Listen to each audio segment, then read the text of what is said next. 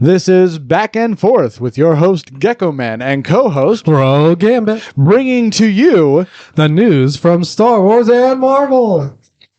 So, Gecko Man, I hear that stuff's going on in Andor. What's happening there? That is correct, and in Andor we have episode 8. Episode 8. What did you think? It was slow. Very slow. But it gave us a prison that actually has very hard means to escape. And some Red Wing boots, I hear, that might be sponsoring. Yeah. So, yeah, what have you thought of the Earth thing in Star Wars? Very weird. Yeah. No, so the prison was very interestingly designed. Like, they have to be like barefoot to have any effect on the whole. Right. So it's kind Not of necessarily barefoot, but not have the boots that absorb the condiments. Stop. Like, I'm guessing it's electricity. I don't know. I think it's either electricity or maybe some type of heat. Oh, no. I think it's either electricity or vibration. Oh, vibration. Actually, yeah, vibration would make more sense with the way they were twisting and turning, but also electricity could be. Yeah. But yeah, those boots looked so weird. For a second, I thought they were ski boots. Yeah. But yeah, the prison though, very interesting design. I have no idea how Andor's going to get out of that. Yeah. Could you tell what they were crafting there? You know, I don't know exactly, but I have my suspicions on it being parts of the Death Star. I mean, I figured it was parts of, battleships and whatnot, but it would be kind of why we would have this all of a sudden the Empire just taking completely innocent people in. Yeah. At the time, because they're starting to work on the Death Star and stuff. Okay, I like it. What did we think of our friend Dedra and Silva? You got so quiet there. Our two rebels who... No. Oh. Who are you talking about? Oh, Dedra and Cyril. Cereal. You remember Cyril? Cereal, yes. I actually really like their interactions. Yeah. I really liked them. I still love Dedra. Yeah, Dedra's great. How's your feeling on Cyril? Is it kind of falling due to... I just feel like he hasn't had character development in a while. Yeah. I do think, though, that something is going to happen in these next couple of episodes where he is going to start doing stuff. I said that last time. It's not just like him doing things. It's the fact that nothing's really happening. His character has just been like straight line. Like he's not...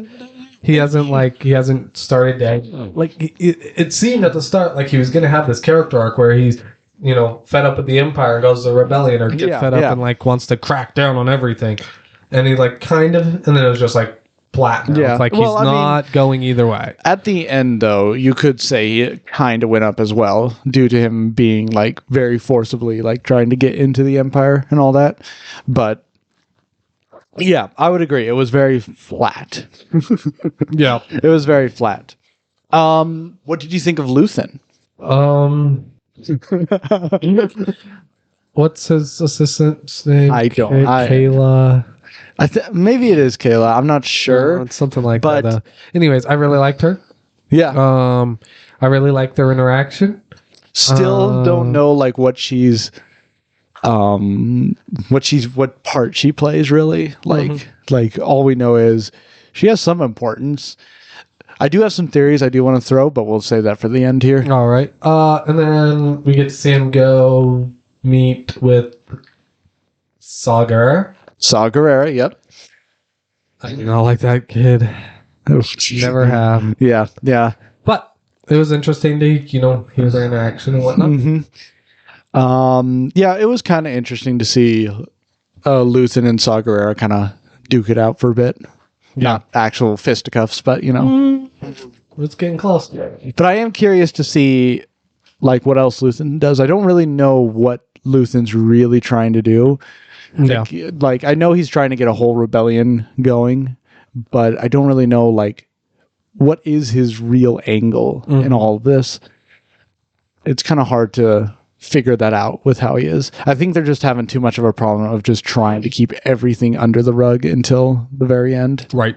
Which is not always the best thing to do. You need to let some stuff leak out before you get to the end. You can't have it all in one episode.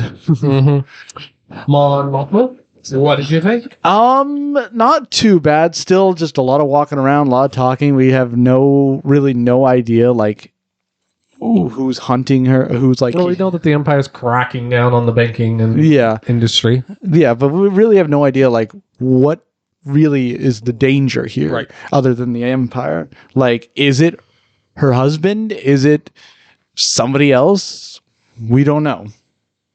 Yeah, I think the danger from her husband's going to come not in her doings, but in her talking friendship with Hay or whatever. Yeah. Yeah, we do though get a couple scenes with her husband of him kind of like looking at like giving this like look of like not fully like I don't want to say trusting, but like being very suspicious of what she's doing. Okay, yeah, we do get some shots of that, which is very interesting. So we are getting kind of more of her husband, but not enough. Yeah, which. It's starting to get kind of like, just show us already. Please. Sure. Anything else? We did get a look at a very familiar actor that took me forever to realize who it was. Right. The manager of the floor. Yeah. As we'll call him. Yeah. I don't know his name. Does he have a name? I don't know if they ever said his name. I don't remember if he says his name when he first meets or not, but yeah, yeah. So we do see, as well, I'll just call him Claw. Yeah. If you're a MCU fan, you'll know who he is. But yeah, we see him. He's kind of he wants to get out. Yeah, he wants to get out, and he wants everything to go exactly as planned and all that. It makes him kind of a character that we think we all know what he's going to do, really, when the time comes. But I do want to talk about one scene, though. The scene of Andor being processed to get into the prison. Okay. When they're at the spot and they had to wait for the guard to get there to process him. Either there is something going on. Yeah. Or that's just nothing, and that's something for...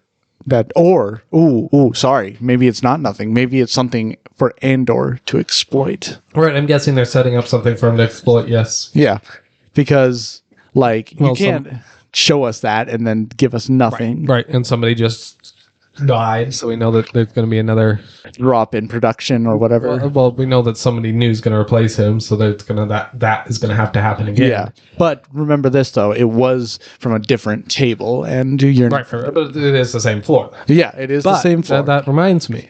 What did you think of the way that they were asking him about the rebellion? I thought it was interesting. I don't know. Like it was interesting. I mean, I feel like it was kind of showing us how overwhelmed Andor was getting with like being asked all these questions. Like we saw how he was when he was first being introduced to the whole production, how he was getting like basically overwhelmed with like he was like not overwhelmed, but like I think he was just taking it all in, like trying to see exactly how it worked. Yeah, but there was that moment where he's just like staring off into the distance and just like you can just like everything is like growing louder and louder, like as if he's like starting to like get a little afraid here that this is it. Which is kind of interesting, and I think they're just showing that more with the fact that everybody's asking questions. I think they're also trying to show that like there are people that believe in the rebellion and want it to succeed, and I think that's supposed to be like pushing Andor towards the rebellion. Yeah, I wouldn't doubt that. Yeah, I do also have this sneaky suspicion that the older gentleman in Andor's table is going to die. Oh. Because we had that one scene where he's like messing around.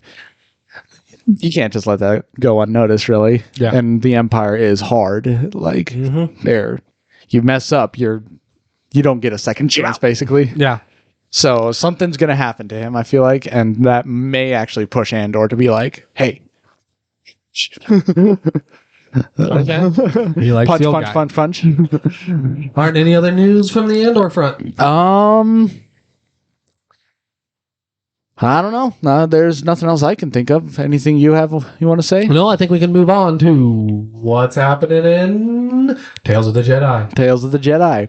So it's kind of interesting what they did with the order of the episodes. It's Ahsoka, Count Dooku, Ahsoka.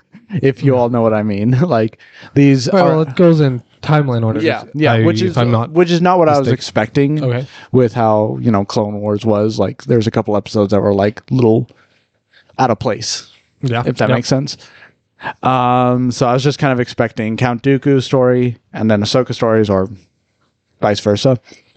But do we want to start with just talking about all the episodes for Ahsoka, then talk about all the episodes for Count Dooku, or the whole show altogether? What do you want to do? Well, I think we should walk through each episode as it was presented, because that's how people watch it, and I think that going through the timeline might help, say why they told the story they did. Yeah. So, starting off with episode 1, we saw Ahsoka, not her birth, but her grow up as a little child. Well, little baby, but we got to meet her mother and her father. Yes, which was actually kind of interesting. I see how her people and culture was. Yeah, that was really interesting. You see that she was that elderly to fear not. Yeah, I don't understand their whole thing of like taking their child out. Their ritual. I think it's trying to show a few things. I think it's trying to show that this species, first of all, though they grow up maybe at the same rate as a humanoid creature, they're like older and that quicker. And then they have this ritual of like showing that, they're with already even more so than other races, species. I don't know. We can call them species. All right. They are very one with nature, and they are trained. They're training their young to not fear death, but respect creatures. So I think it was just supposed to show like that's why she is the way she is once she grows older. Mm-hmm. So okay. Yeah, that makes sense. I will say though, Ahsoka doing the Force pretty quickly was. Yeah, I was expecting it, so wasn't surprised. Yeah, I was still slightly disappointed. You were disappointed. They're short, especially because they could have. It's just like if you're gonna do that, if you're gonna have a baby, like it's so dumb. They've already had a baby to use the Force. Okay. But like, if you're gonna like, don't have it be like something that's supposed to be so hard for a Jedi to like train. Yeah, right. Yeah, I can understand that. They have to train to be able to. But it also kind of tells the fact that in the books there are certain levels of connection to the Force, right? And I don't know if that's true for the movies, shows, and all that.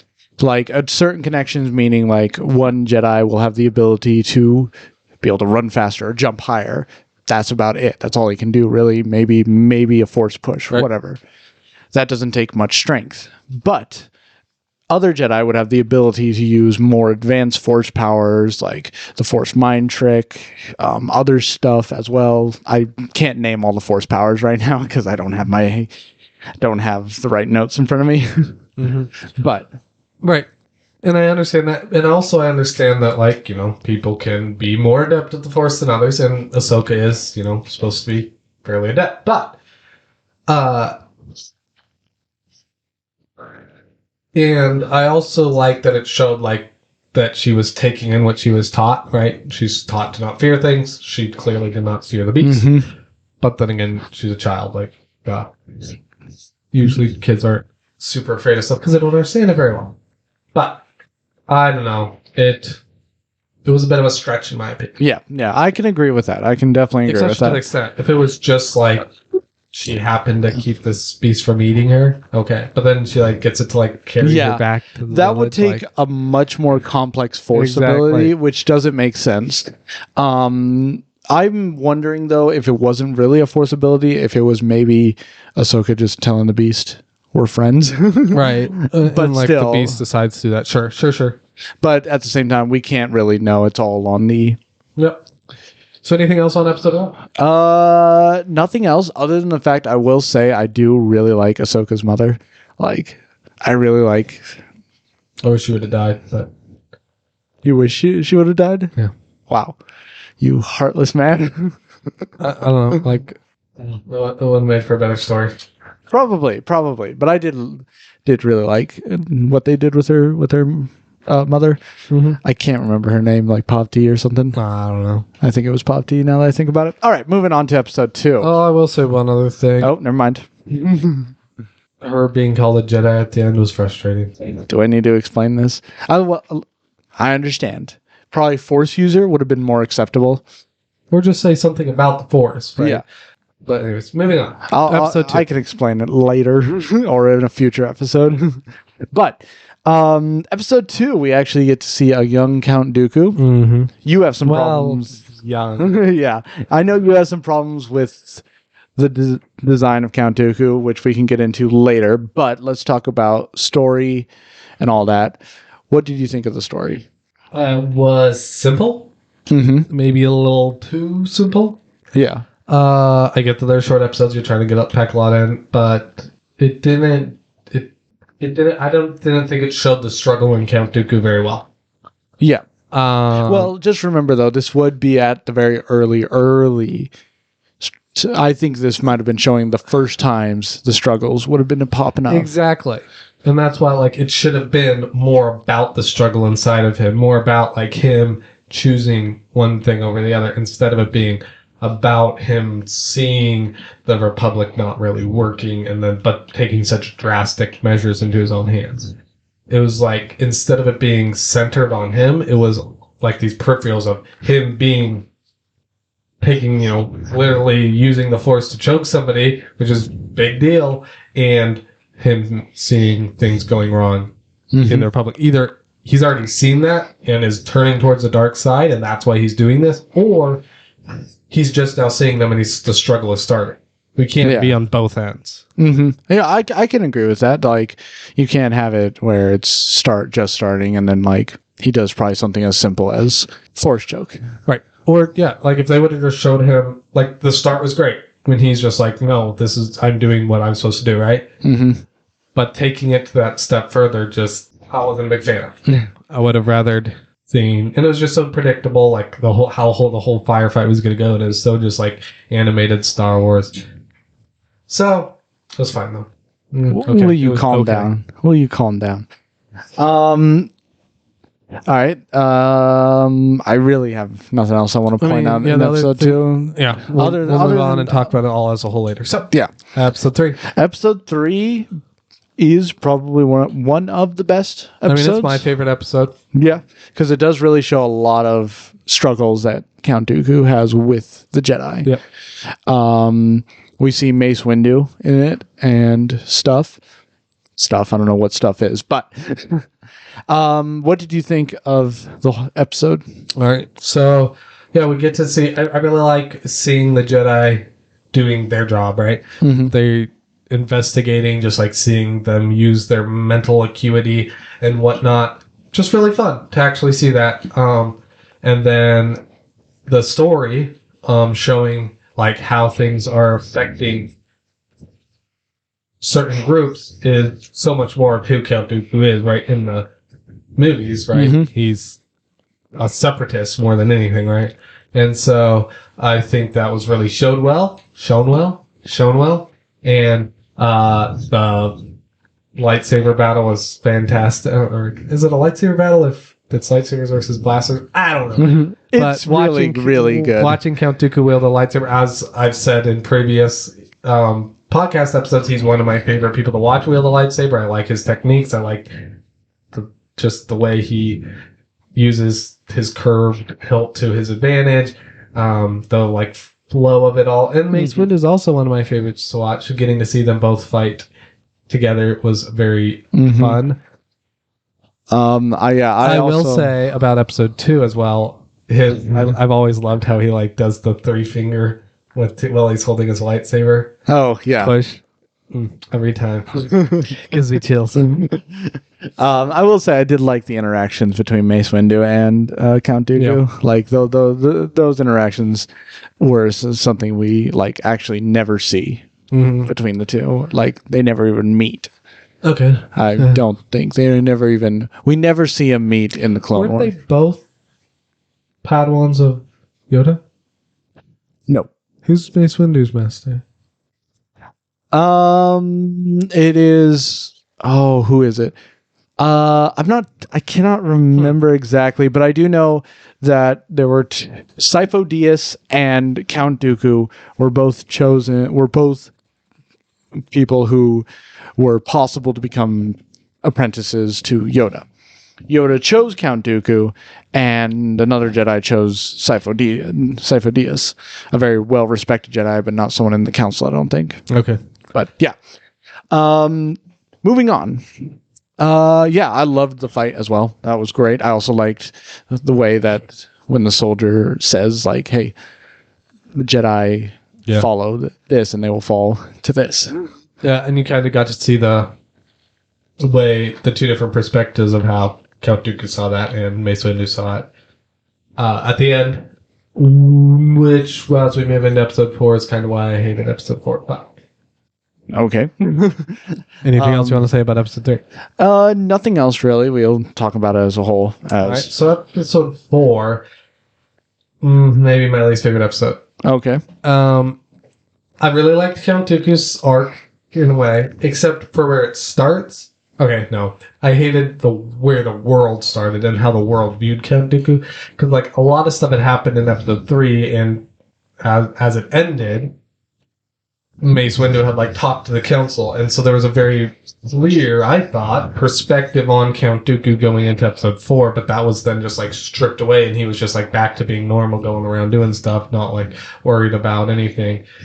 And I was just really confused about that. Then, of course, this being set in a time that we know how his arc's going to end, you have to get there in a way that's intriguing. Yeah, true. And they picked Yaddle to be this pawn in their plot, and she was completely unlikable. They picked her because I'm guessing, I don't know if she's the one in lore who happens to do this or not, but if she is, the general story as a whole is just picking her because she looks like Yoda and Yoda was his master, and so they're trying to draw a parallel there, and it just doesn't work. Plus, her character doesn't have any backing already where we know how she's gonna act, like what staunch position she's gonna take, and we don't know if she's going to fold or whatnot. And so there was no tension at the end with what was going to happen. We're like, she's going to die. And I was happy she was going to die because her character was just displayed so poorly. And we'll get into the Emperor later, but what are your thoughts on what I just said?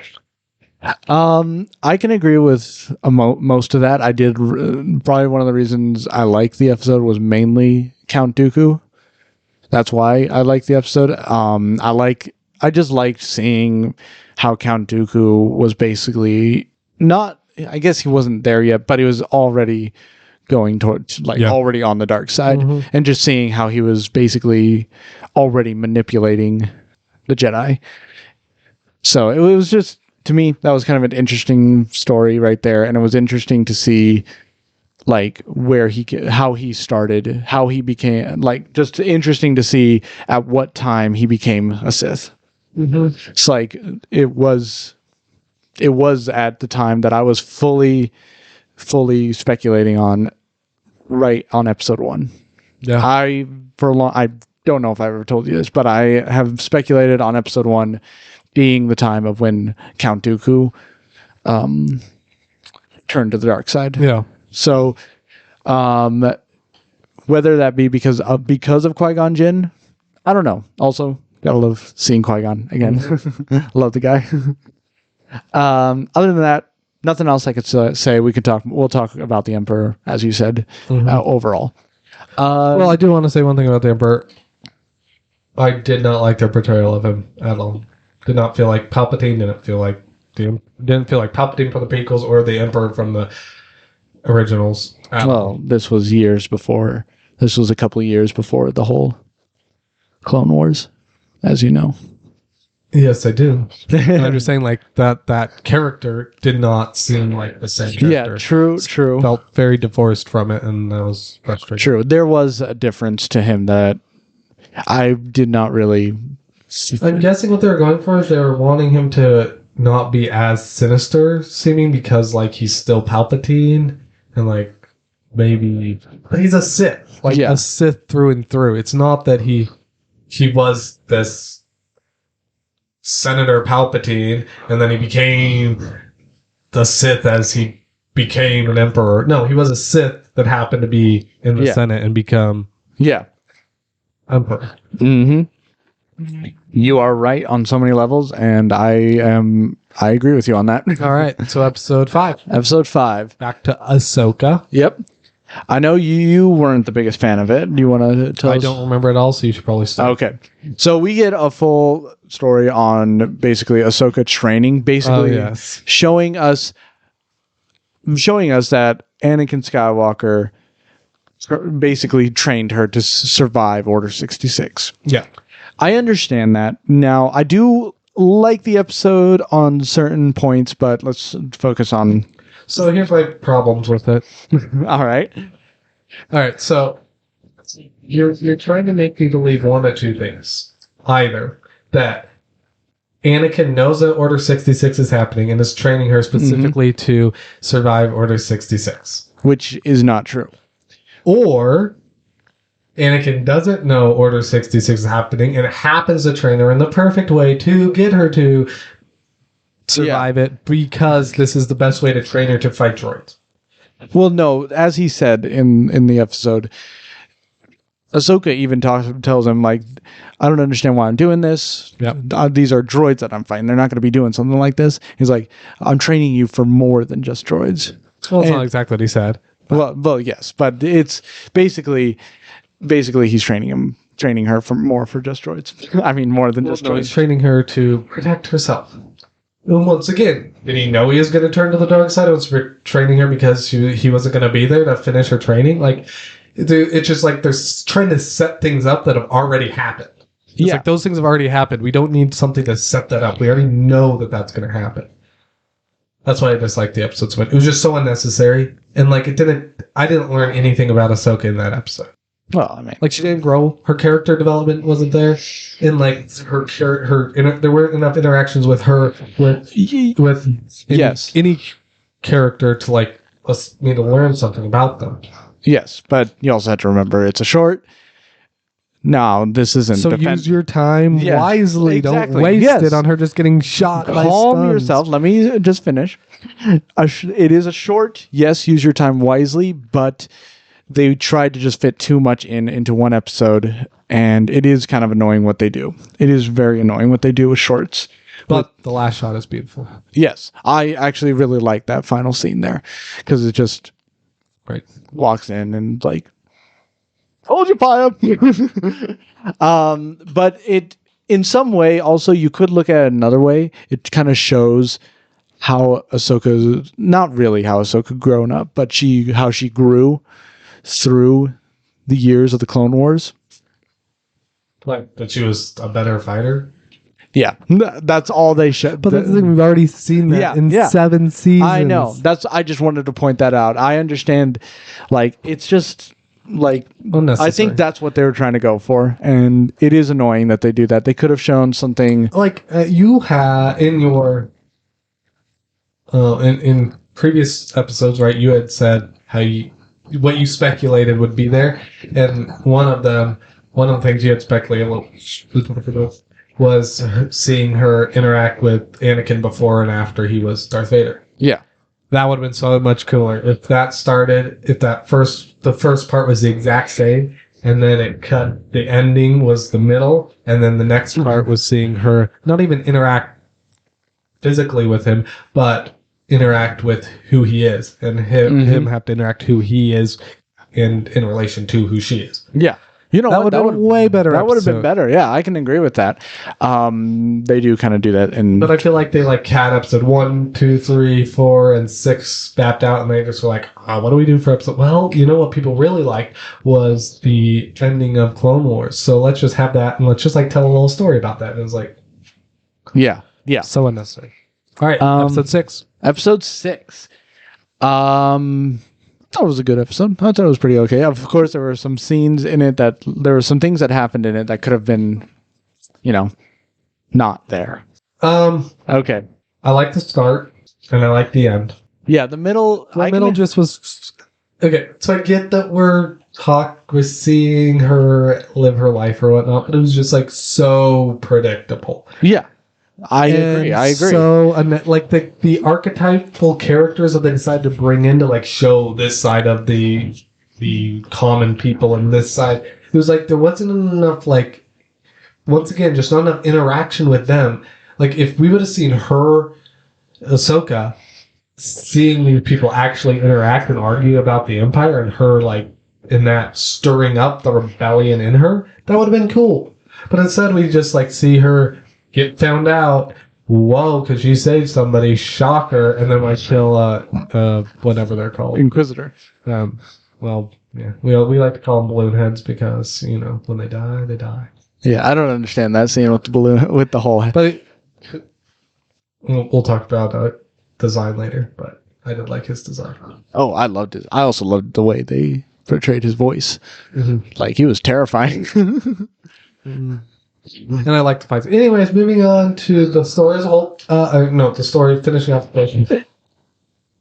It just, once again, felt very unnecessary. Mm-hmm. The middle part. The ending, I understood. In the start, I understood, and it felt very real. But the middle part just, like, did a bad job of getting us from point A to point B. Yeah. So it's basically, think of it like this. So I know what they were trying to do. Showing Ahsoka trying to hide, trying to just be a normal citizen, not be a Jedi, which is apparently very hard for her to do because she is a Jedi through and through. So she can't. Right. But they did not show that very well. Right. I agree. So they try, but I do love the whole final fight scene with that Inquisitor. Yep. All right. Anything else on episode 6? I mean, the first scene with Padme's death, mm-hmm. or funeral. Why it was there, I don't really know, but it was. I understand why it was there. It was like showing that she still had like a connection to the rebellion, even mm-hmm. though she was running from it. And I actually really like that scene. Okay. Yeah, I don't know what, like, yeah, that makes sense. I didn't catch that, but I did like it as well. I just, some of the dialogue in there could have been. Yeah, it could have been done better. Yeah, like the way Organa was talking. Well, he just didn't, it was fine. He just didn't need to go as far as he did. Yeah. All right. So, all 6 episodes as a whole, what did you like about it? Well, I'll say I liked a lot of the animation. Not all of it. There were some animation that was hard to discern and stuff like that, if that makes sense. I did like kind of seeing a time before the Clone Wars, but other than that, yeah, it was okay. Not too bad. It was an episode. It was a show. You have anything to say? I might add more. But. What I liked, episode 3. Wait, are you episode 3? Yes. Oh, Mace Windu and Count Dooku. Yeah. I was the one getting the numbers mixed up. And there was like some shots here and there I liked. Mm-hmm. Like the whole that one was still from episode 3, but that one behind Count Dooku shot. Yeah, that was just really good, really ingenious shot in the way that they moved the camera. Mm-hmm. Because it's animated, but the way that they moved the camera was just really cool. They're showing just did such a good job of showing his separation from the Jedi Council there, showing you can see his view of the rebellion of the Republic in that moment, and just like his darkness was just portrayed so well, just in one shot. Wish there was more things like that. Yeah, it's hard to get those in movies and TV shows nowadays. But then, Darth Sidious just, he was different. He was very different. I keep smacking the table and hurting my fingers, but we're good. He was different. I understand what they tried to do with him. They were trying to make him this very, very manipulative, as he is, but didn't do it very well. Other than that, I would say that it's a fine show. I'd be totally fine to go watch it again. Mm-hmm. So what I disliked, there's a lot here. Animation, absolutely hate it. There was, the scenery was okay. There was some shots, of course, that were beautiful, but the animation itself, I really, really didn't like it. It's the same as Clone Wars. It was the same, but there was the character design and angles were so sharp, and I agree.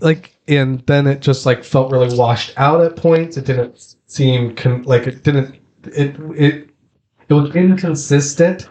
Like the final battle with Yaddle, with Count Dooku and Yaddle. Sure. But that was kind of the one I saw more. I couldn't tell if it was they were on a budget, and with that fight, that they couldn't show too much or whatnot, because all what they were showing was just so jumpy and stuff. Mm-hmm. And the character designs were all so mediocre to bad. Ahsoka looked, like they had exactly what she was going to look like just to redo that, so that wasn't terrible. I mean, the final episode, though, Ahsoka had a bit of a different look to her. Right. But I don't know what happened, but Count Dooku. Horrible. Young Qui-Gon Jinn, yeah. But then the ones that you just had copy and paste to do, Obi-Wan Kenobi, Yoda. I did not like Obi-Wan Kenobi's Anakin, Commander Rex, Captain Rex. All of them just why didn't you just take what you already have and use it? But they tried to rework them, and they all just looked bad. Once Emperor looked so bad. Yeah. I guess Jocasta didn't look terrible, but all these known characters that we've seen before, it would be so easy just to use that exact whatever, they all looked horrible, and especially Count Dooku, so bad. Okay. And then sound design, I really didn't like any of the soundtrack. It felt just they were trying to mix Marvel, Ellen Silvestri type soundtracks with Star Wars as soundtracks, and it just felt not like Star Wars, and wasn't just a well done soundtrack. I will say this. So Kevin Kleiner, the one who did the soundtracks, I liked quite a bit of his soundtracks, of course, in the Clone Wars. I don't know what happened during Tales of the Jedi. It's very, I don't know what happened. I really want to know what happened there. If they were on a budget and they just had to pull from other stuff, or if they had something else, something else happened. I don't know. And then character development, sometimes it was really good, other times it was just bad. So, those are my thoughts as general. Do we want to rate it? Yeah. Are they coming out with more seasons? What's going on? I don't know if they're going to come out with more seasons. I haven't heard anything. Okay. But yeah. So I guess we can rate season 1. Okay. That would be, for me, 1 out of 100. I would give it about a 66%. Okay. It was really enjoyable. I'd watch it again. I'll go 50. Okay. 5 out of 10. Yeah, with some things I do want to talk about real fast. What they could have done for some of this stuff is mainly for Ahsoka, because I've been thinking about it for quite a bit. Yes, let's move to Rogue Gambit with the what they should have done. Gecko Man. Dang it. Let's move to Gecko Man with what they should have done. So So here, one thing I would have liked to see is Ahsoka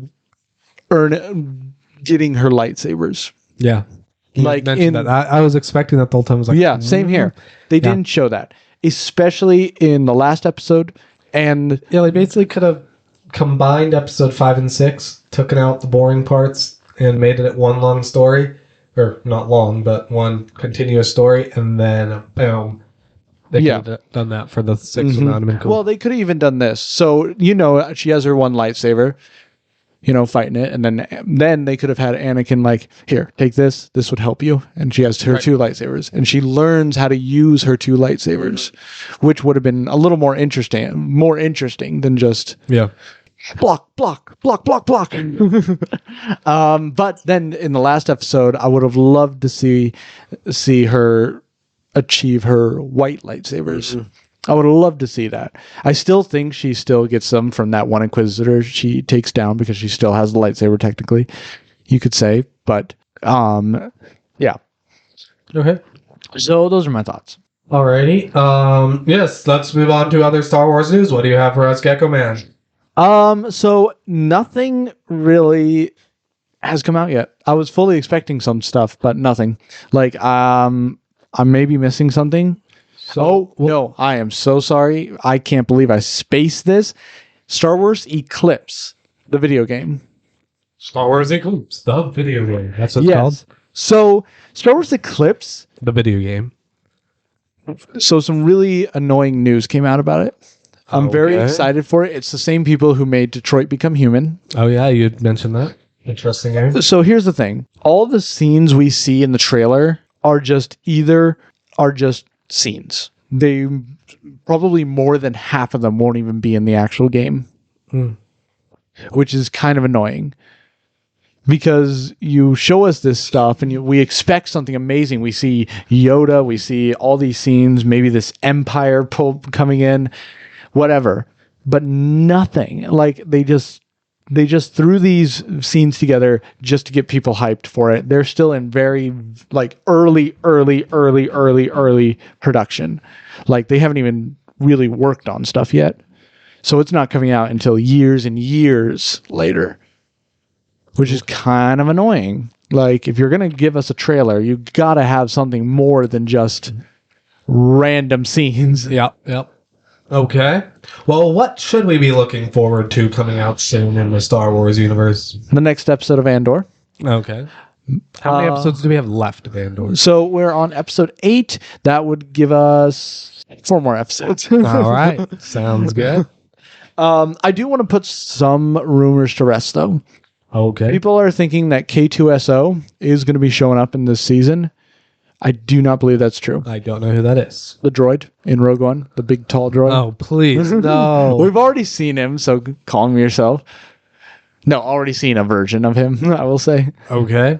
But he is actually going to be he's actually going to be showing up in season 2 of Andor. Yeah. All right. And what after Andor finishes? What's the next project coming out? The next project, I have it here in my notes. I think. As he's shuffling his pictures. Is it? It is going to be the Ahsoka show. I believe it's going to be Mandalorian season 3. No, not Tales of the Jedi. We already had Tales of the Jedi. I am not looking at this right. I believe it should be Bad Batch coming next. Oh, so nobody cares. All right. No, anything else about Star Wars that you want to talk about? Not super excited for Bad Batch. I am hoping there is something exciting coming, like a clone rebellion that I want to see. I really want to see it, but I'm starting to think it's not going to happen. All right. Well, then let's throw it over to Rogue Gambit with Marvel News. Thank you, Rogue Gambit. Shouldn't I have said that? No, that's why I just said thank you to myself. All right. You want to say it? No, too late. You said it. Go. All right. Well, Marvel News. We've got a good amount to talk about, so I'll make this long and bitter. So, first off, we had lots of trailers get released this weekend. We had a new Wakanda Forever trailer. Oh. I have some stuff to talk about. So, you know how I talked about the Special Forces group in the door, Malajan, right? Yeah. So it seems by the way that they interact with Okoye that they are just going to be like, they've been around here all along. They're going to explain them away like, you know, they were off doing their own thing or something. Like, they're not going to give a backstory or whatever, which I am excited that they're not going to give a backstory, but at the same time, they're just going to be there. That's going to be a little frustrating, but, you know, you have to do that sometimes when you don't have the budget for them or whatnot. So, we will see that. Slow down. We got to see more footage of all the characters fighting, how they're going to interact. Namor? What about him? I'm just curious, have you seen Namor fight yet? Yeah, we got to see more of his movement and whatnot. I'm super excited. I'm not excited. I don't know anything about characters and whatnot, but I'm definitely excited for the way he moves. And if you know anything about Namor in the comics, he is a very arrogant individual. Mm-hmm. And he's almost like an anti-hero because he's so arrogant and so concerned about himself and Atlantis. And so anything, you know, what's the word? Just like pushes him over the edge, right? He's hot-headed. He'll blow his top here, get mad, he'll fight. Okay. Right? That's the type of person he is, and I really hope they portray that correctly, and have him, you know, just be, because the way his movement is and stuff could very much just be perfect with that type of personality. Mm-hmm. So excited for his movement, worried but hopeful for his personality. All right. Any sign of who the bad guy is? Nope. There's rumors out there that they filmed scenes with Doctor Doom but cut them all out of the movie. I don't know if any of those are true, but like I've said before, I don't think Doctor Doom will be in the movie unless he's an end credit scene. Don't know who the main villain's going to be. I think so far it looks like it's just going to be Namor and this, you know, the world trying to get vibranium kind of are going to be the villains. Okay. If they at the very end say that was Doctor Doom trying to do that, maybe, but we don't know. I don't know if they would say exactly that. They'd probably say Doctor Doom? Who's Doctor Doom? Right. No, they'd probably do something like, yes, those soldiers were from Latveria. Oh, Latveria. Okay. And we got more footage of Black Panther, and we also got more footage of Ironheart. Oh, I am excited to see Ironheart. I'm excited to see her. I'm excited for this new Black Panther. Mm-hmm. I want to see who the new Black Panther is, and I want to see how Ironheart. But I'm also very excited to see the character development of M'Baku. Because as I've said before, even before the trailers came out, that I thought he was going to be the next king of Wakanda. And I'm kind of hopeful for that still, based on the trailers. They haven't nixed that idea, at least. And so I'm definitely excited to see. I've liked the actor. I can't think of the actor's name at the moment, but I have liked him in the 3 movies we've seen him in. And so I'm excited to see where he goes. Okay. All right, but we got more. We're not done. We got other trailers. We got a trailer for. Yeah, of course. There's one thing I do want to ask about real fast. I just want to know: have you seen anything of like how Ironheart's going to be connected to Wakanda? There's a lot of rumors out there, and yes, kind of. The thing is, with trailers, right, you don't know what comes before what. Yeah, exactly. So I don't know if she's already in Wakanda and then goes to Columbia University and starts using vibranium there to create her, or if she is somehow getting vibranium, maybe through a secret benefactor. Okay. I don't know. I thought I was supposed to say Claw or something. But I was like, no, that can't be it. Yes, maybe Claw Ghost is providing her with, maybe Victor Von Doom, a Mr. Fantastic, is funding her and getting her vibranium to create it, and then they're like, this person's using our vibranium. We need to go get her and take her to Wakanda and befriend her. I don't know why she ends up in Wakanda and friends with them, is what I'm trying to say. Okay. Unless they see her pure heart, because she is Ironheart. I don't know. Hopefully they don't ruin that story if that's the case. Or maybe she is from Wakanda, like I said. We don't know. Okay. All right. So moving on, the other trailer we got, another trailer, because we got more than just the 2, was Guardians of the Galaxy Holiday Special. So. And? It was interesting. It basically told us the entire story, what's going to happen, but it is a special, so you can't hide everything in the trailer. But I would have liked the trailer to be slightly shorter, not show them chasing Kevin Bacon down the street. But basically, the story is Peter Quill's all sad because Gamora is dead, right? Yeah. And Drax and Mantis want to cheer him up. And it happens to be Christmas on Earth, so let's go to Earth and get him a Christmas present. Sounds like a fun story, right? Yeah. So it's just going to be them on Earth trying to cheer Peter Quill up. So it could be really fun. They decide to go, he loves Kevin Bacon, so they decide to go to Kevin Bacon's house and kidnap him. What? The Drax and Mantis, they don't see it as kidnapping. They're just getting a present for Peter Quill. So they're taking a human. So that should be fun. Oh my God. And I'm, after seeing Werewolf by Night, I'm pretty excited for the other specials if they're done well. So, hopefully it's good. All right. Any questions? No, I really don't want to know what's going to happen because I'm already scared. I'll have my dreams crushed by watching it. Thank you very much. All right. And finally, we also got a trailer for Ant-Man and Wasp: Quantumania. We finally got one for my eyeballs to see. All right. And... Okay. All right. Well, that. Yeah. There was a lot. We kind of saw a lot. You get to see the quantum realm a little bit. Okay, a lot of it. We get to see how they get to the quantum realm. We get to see some Kang. We get to see some Krylar or whoever. What's his face's character is going to be.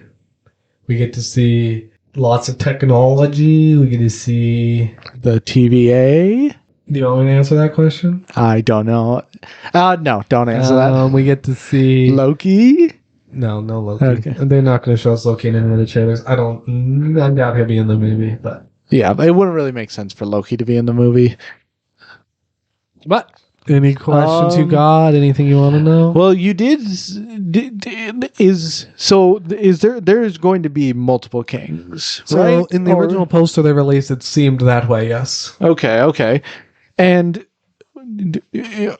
how many?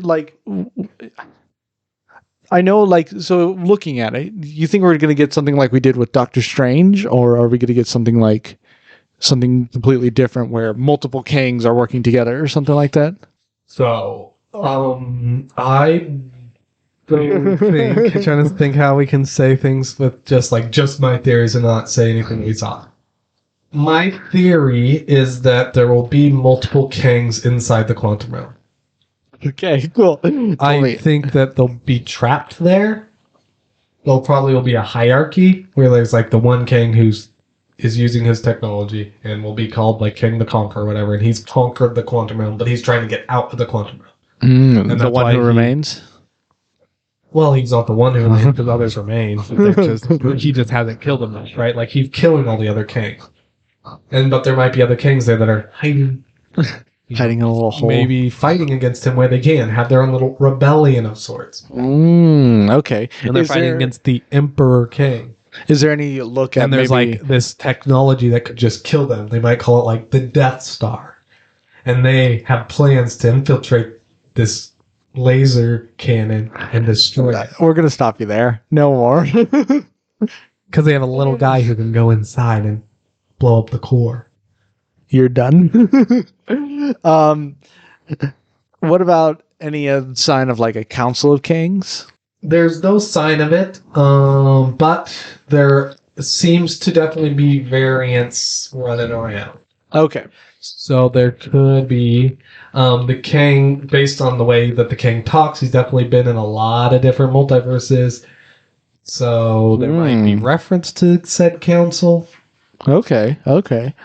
I'm really curious about what they're going to do with Kang because he's a great villain. Also, we found out kind of how the quantum realm works. So it's energy. What's her name?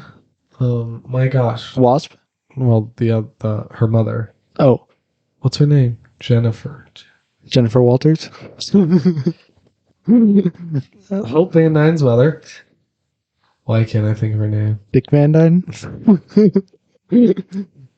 She explains that the quantum realm is basically, it's more than, there's like, it is the same from all, it's like underneath all the multiverse. So, like, there can be different variants of one character there because, like, if you get sucked into the quantum realm and you're in Earth 616 or Earth 938, you'll go to the same quantum realm. And so you can use the quantum realm then to not only travel through time, but travel through multiverses. Oh, so it's like a tunnel. Yeah. Okay. That is utterly confusing. Yeah. But I don't know. I might like it. I don't know. I think it'll be interesting, but it might create even more plot holes. Yeah. That's the worry about something like that. You gotta cover your plot holes, man. Come on. Cover them. Yes. So, anything else you want to ask? Nothing else. It was mainly about King and the Conqueror and the one who remains. He also, he talks about killing lots of Avengers. So, ooh, I'm excited. I really do want to see Kang. I think I'm going to be a little disappointed that Ant-Man and the Wasp are going to be the ones kind of fighting Kang, but yeah. So some interesting things to note. First off, we do not see MODOK, who was said to be in the trailer that was shown at San Diego Comic-Con. Oh. And I saw shots of him from that, so I know he was in it. But he was not in this. There are a lot of rumors of who's going to be MODOK.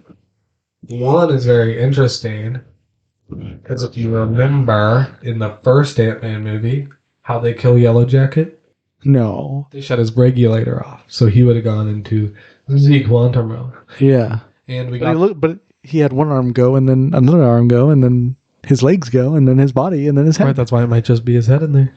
Anyways. That's disturbing. But there's this character played by a really famous actor.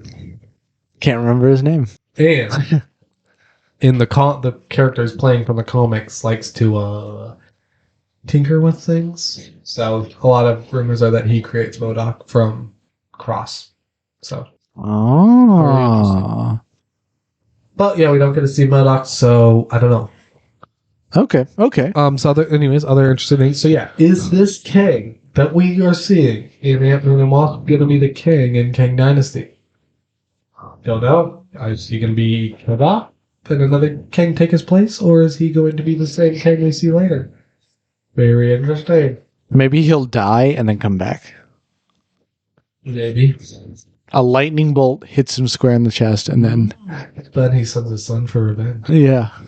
Very, very. I think that's never been done before. So but yeah, I think that's all we got from Marvel. But there are rumors to talk about. Yeah. One in particular that I want to talk about because I like a certain character that is mentioned.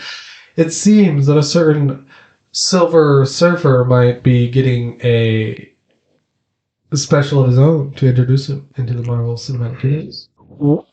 So there's rumors of them introducing now cosmic characters like they're doing now. The Monster World characters. Supernatural characters in these specials. They might start doing some cosmic characters as well, and Silver Surfer is on slate to be one of the first ones. I love Silver Surfer. I'm very excited about how they would do that. Especially if they do that before the Fantastic Four movie. That'd be very, very interesting. Norn Rad. Love him. And then there's a lot of rumors about Doctor Doom, of course. Trying to think. There haven't been any actors really tied to roles recently. Yeah. But we're just kind of waiting on to see which ones are correct. So, something I forgot to talk about last week. So originally, right, Kang Dynasty was supposed to come out in July, and the next Avengers movie was supposed to come out right after it in November. My gosh, what's it called?